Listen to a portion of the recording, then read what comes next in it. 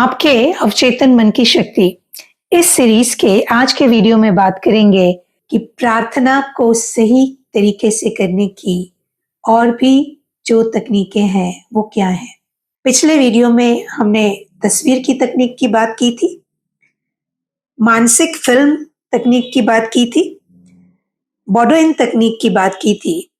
आज कुछ और ऐसी तकनीकों के बारे में बात करेंगे जिससे आप सफल तरीके से प्रार्थना कर पाएंगे और जो परिणाम आप चाहते हैं वो आपको मिल जाएंगे। ऐसी ही एक तकनीक है जिसे कहते हैं धन्यवाद की तकनीक। प्रार्थना के इस आसान तरीके से असाधारण परिणाम मिलते हैं। कृतज्ञ लोग या कृतज्ञता से भरे हुए मन इस ब्रह्मांड की रचनात्मक शक्तियों के हमेशा करीब होते हैं। इसी कारण से साझे संबंध के नियम, क्रिया तथा प्रतिक्रिया के नियम, इनके आधार पर असंख्य नियामतें प्रवाहित होती रहती हैं। जब भी हम कोई सच्ची कहानी सुनते हैं तो इन तकनीकों पर हमारा विश्वास और बढ़ जाता है। ऐसे ही एक युवा के अनुभव के बारे में बात करते हैं। उसी के अनुसार उसकी नौकरी छूट गई थी और वो दिवालिया हो गया था। उसके 3 बच्चे थे जिनकी परवरिश उसे करना था, लेकिन उसे बिल्कुल नहीं पता था कि मदद के लिए कहाँ जाना है। फिर उसने जोसेफ मर्फी का एक भाषण सुना कि प्रार्थनाओं का जवाब मिलने से पहले ही हमें कृतज्ञ होकर धन्यवाद देना चाहिए। उसे लगा कि ऐसा करके देखने में क्या बुराई है और उसने इस तकनीक को आजमाना शुरू किया। हर रात और सुबह 3 हफ्ते तक वो ये दोहराता रहा कि परमपिता धन्यवाद कि आपने मुझे इतना लायक बनाया, आपने मुझे इतना धन दिया कि मैं अपने तीनों बच्चों का सही तरीके से ध्यान रख पा रहा हूँ, उनकी ज़रूरतें पूरा कर पा रहा हूँ।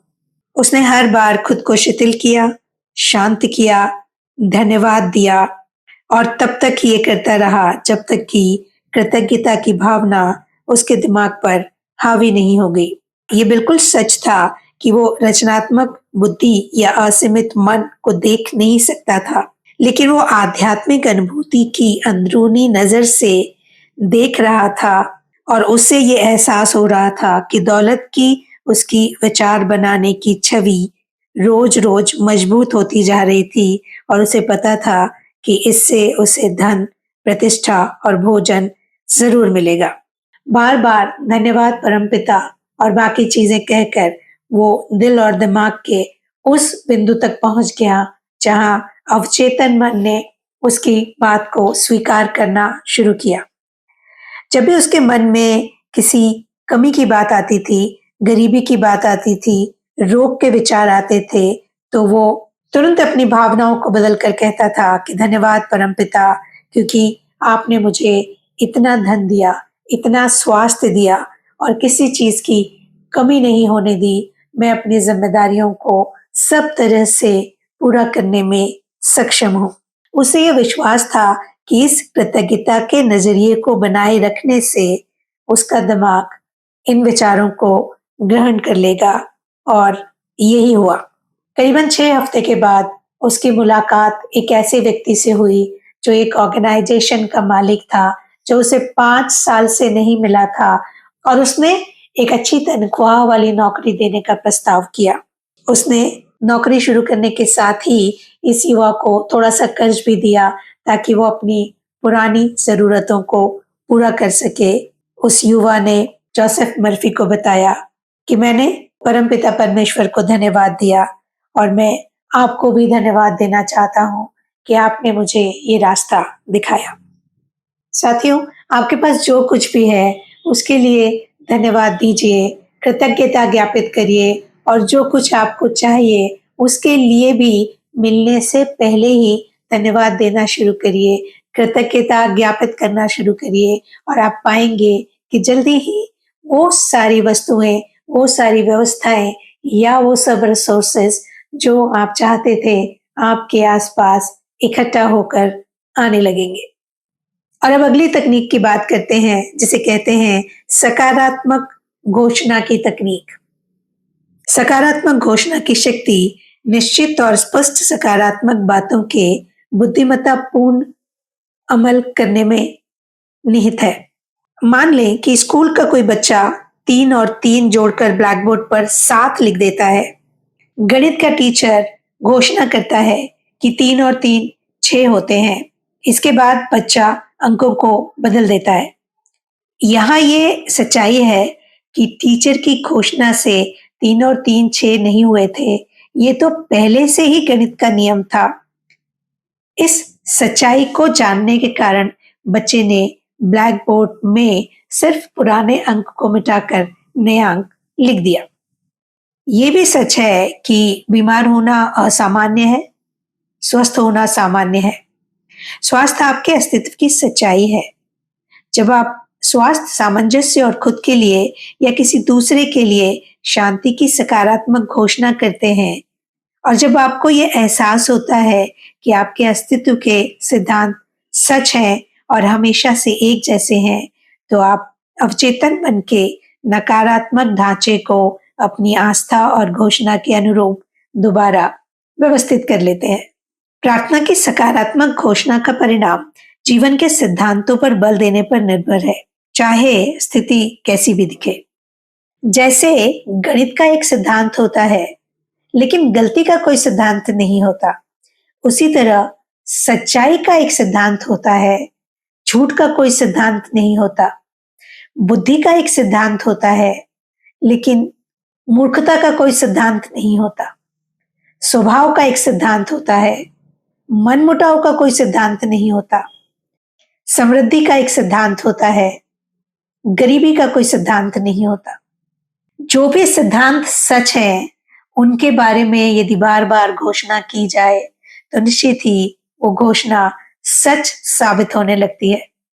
सकारात्मक घोषणा का मतलब सीधा सा यदि समझा जाए तो ये मानना है और ये कहना है कि ऐसा ही है। जब आप सारे विपरीत प्रमाणों के बावजूद सही मानसिक नजरिए पर ध्यान देते हैं, उस पर विश्वास करते हैं, तो आपको अपनी प्रार्थना का जवाब जरूर मिलता है। यहाँ पर आपका विचार नकारात्मक नहीं, सिर्फ सकारात्मक घोषणा करता है, क्योंकि यदि आप किसी चीज से इनकार करते हैं, तब भी आप दरअसल उस चीज की उपस्थिति को स्वीकार तो कर ही रहे होते हैं। तो बजाय ये कहने के या बजाय अपने घोषणा में ये मानने के कि मैं बीमार हूं और स्वस्थ होना चाहता हूं, हम ये घोषणा करते हैं कि मैं स्वस्थ हूं, क्योंकि स्वस्थ होना ही सच्चा सिद्धांत है। सकारात्मक घोषणा को दोहराना, ये जानना कि आप क्या कह रहे हैं, क्यों कह रहे हैं, मन की चेतना को उस अवस्था की ओर ले जाता है जहां ये आपकी कही बात को सच मान लेती है। साथियों, जीवन की सच्चाइयों की तब तक सकारात्मक घोषणा करते रहें जब तक कि आपको उसके लिए सही अवचेतन प्रतिक्रिया न मिल जाए। अगली तकनीक का नाम है तर्कपूर्ण विधि। यह तकनीक इसके नाम के अनुरूप ही है।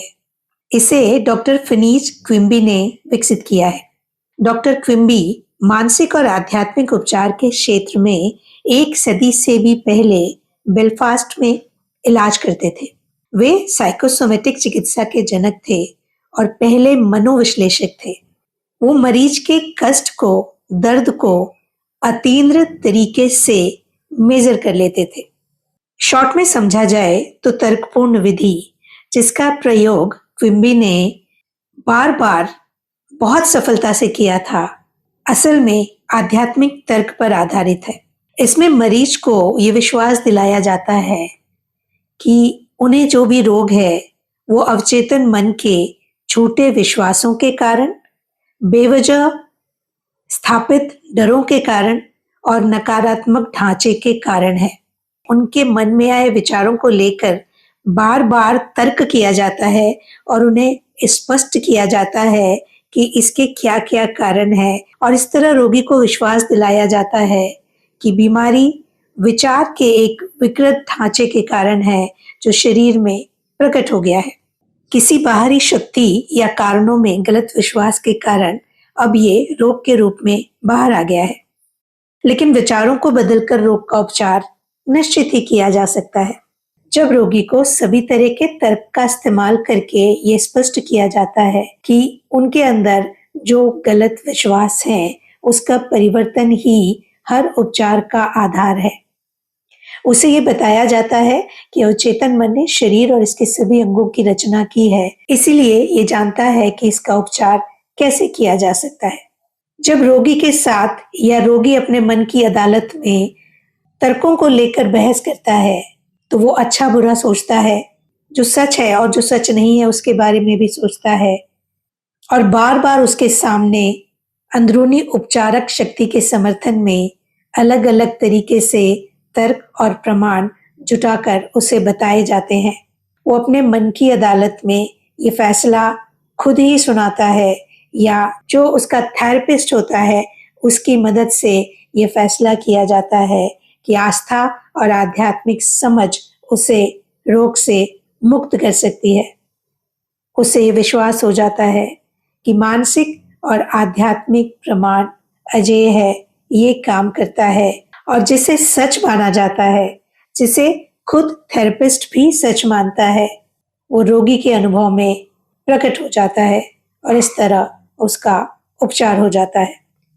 प्रार्थना को सफलता से किया जा सके और इच्छित परिणाम प्राप्त कर सके, उसके लिए एक और महत्वपूर्ण तकनीक का इस्तेमाल किया जाता है, जिसे कहते हैं परम विधि। दुनिया भर में कई लोग इस विधि से उपचार करते हैं। इस विधि का प्रयोग करने वाला व्यक्ति रोगी का नाम लेता है, फिर वो ईश्वर और उसके गुणों के बारे में खामोशी से सोचता है। जैसे ईश्वर परम आनंद का नाम है, ईश्वर में असीमित प्रेम निहित है, ईश्वर सर्वशक्तिमान है, ईश्वर सबके लिए सद्भावपूर्ण है, ईश्वर के अंदर अवर्णनीय सुंदरता है, ईश्वर पूर्ण है। जब वो इस तरह की बातें सोचता है तो उसकी चेतना ऊपर उठकर एक नई आध्यात्मिक धरातल तक पहुंच जाती है। जब वो महसूस करता है कि ईश्वरीय प्रेम का महासागर रोगी के मन और शरीर में मौजूद हर गड़बड़ चीज को डुबा रहा है, जिसे दूर करने के लिए वो प्रार्थना कर रहा है, वो महसूस करता है कि ईश्वर की सारी शक्ति और प्रेम अब रोगी पर केंद्रित हो रही है। जो भी कष्टकारी चीजें हैं या परेशानी वाली चीजें हैं, वो जीवन और प्रेम के असीम महासागर की मौजूदगी में अब पूरी तरह से गायब हो रही हैं और अब वो गायब हो चुकी हैं। ईश्वर के गुणों पर विचार करके हम चेतना में जितना ऊपर उठते हैं, उससे हाई फ्रीक्वेंसी की सशक्त लहरें उत्पन्न होती हैं, जो सद्भाव, सेहत और शक्ति की आध्यात्मिक लहरें होती हैं। जिन पर ये लहरें केंद्रित हैं, वे उन पर गूंज के रूप में प्रतिक्रिया करती हैं, और जब कोई व्यक्ति इस तकनीक का इस्तेमाल किसी रोगी पर करता है, तो प्रार्थना की इस तकनीक से जिन फ्रीक्वेंसीज को उत्सर्जित किया जाता है, उन फ्रीक्वेंसीज की मदद से रोगी का उपचार हो जाता है। परम विधि की तकनीक के बाद एक और बहुत ही महत्वपूर्ण तकनीक है, जिससे प्रार्थना की सफलता को अचीव किया जा सकता है, और इसे कहते हैं आदेश विधि।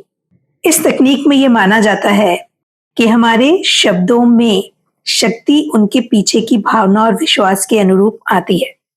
जब हमें यह एहसास होता है कि हमारे शब्दों के पीछे दुनिया को हमारे पक्ष में चलाने की शक्ति है, तो हमारा आत्मविश्वास बढ़ जाता है। या ये कहें कि जब हमारा आत्मविश्वास अपने उच्चतम स्तर पर होता है, तब हमें यह एहसास होता है कि हमारे शब्दों के पीछे दुनिया को हमारे पक्ष में चलाने वाली शक्ति निहित है। तब हम किसी तरह का मानसिक दबाव, बल प्रयोग या मानसिक कुश्ती का इस्तेमाल नहीं करते। हम सीधे सीधे अपने शब्दों से मजबूती से आदेश के स्वर में बोलते हैं, मानते हैं, विचार करते हैं, उसे बार बार रिपीट करते हैं, और वो असल जिंदगी में हो जाता है। उदाहरण के लिए समझते हैं कि इसका इस्तेमाल कैसे किया जा सकता है। एक युवती ने इस तकनीक का इस्तेमाल एक युवक पर किया, जो लगातार उसे फोन करके परेशान कर रहा था और डेटिंग पर चलने के लिए दबाव डाल रहा था। कई बार युवती ने उसे मना किया कि मैं ऐसा नहीं करना चाहती, मैं तुम्हारे साथ नहीं जाना चाहती और मेरा पीछा करना छोड़ दो, लेकिन वो युवक मानने के लिए तैयार ही नहीं था। इससे उस युवती को बहुत सारा तनाव होता था। उसे लग रहा था कि इससे छुटकारा पाना मेरे लिए बड़ा मुश्किल है। कुछ दिनों बाद ऐसा हुआ कि वो उसके ऑफिस के बाहर भी आकर खड़ा रहने लगा। अब युवती को समझ में आया कि उसे तत्काल कोई प्रभावी कदम उठाना ही होगा। तब उसने इस तकनीक का इस्तेमाल किया। दिन में कई बार खुद को शांत अवस्था में लाकर बार-बार उसने उस युवक का नाम लेकर ये आदेश दिया कि मैं उसे ईश्वर के लिए मुक्त करती हूँ। वो हर समय अपनी सही जगह पर है। मैं स्वतंत्र हूँ और वो भी स्वतंत्र है। मैं आदेश देती हूँ कि मेरे शब्द असीमित मन में पहुंचकर इसे वास्तविक बना दें और फिर वो मेरी जिंदगी के आसपास कभी भी दिखाई न दे। इस आदेश को उसने बार-बार दोहराया, कई बार दोहराया, अपने आत्मविश्वास को मजबूत करके, अपने ऊपर विश्वास करके और अपने शब्दों को अपनी असीमित मजबूती के साथ इकट्ठा करके जब उसने आदेश दिया, तो कुछ दिनों बाद वो युवक उसकी जिंदगी से गायब हो गया और उस युवती को वो फिर नहीं दिखा। साथियों, कहते हैं ना, तुम किसी चीज को आदेश दो, वो तुम्हारे सामने रख दी जाएगी। तुम किसी को जिंदगी से दूर जाने के लिए कहो और वो तुम्हारी जिंदगी से निकाल दिया जाएगा। ये दोनों बातें सच है। असल मुद्दा सिर्फ इतना सा है कि आप विश्वास कितना करते हैं, आपके अंदर कुछ पाने का जुनून कितना है, आप अपनी जिंदगी को बेहतर कितनी बनाना चाहते हैं और अपने अवचेतन मन की शक्तियों का इस्तेमाल करके आप अपनी जिंदगी में क्या कमाल करना चाहते हैं। सीखते रहिए और जिन भी तकनीकों के बारे में हम बात करते जा रहे हैं, उन्हें इस्तेमाल करिए, मनचाहे परिणाम प्राप्त करिए और आगे के वीडियो के लिए हमारे साथ बने रहिए। अगले वीडियो में आपसे फिर मुलाकात होगी। तब तक के लिए अपना ख्याल रखिएगा।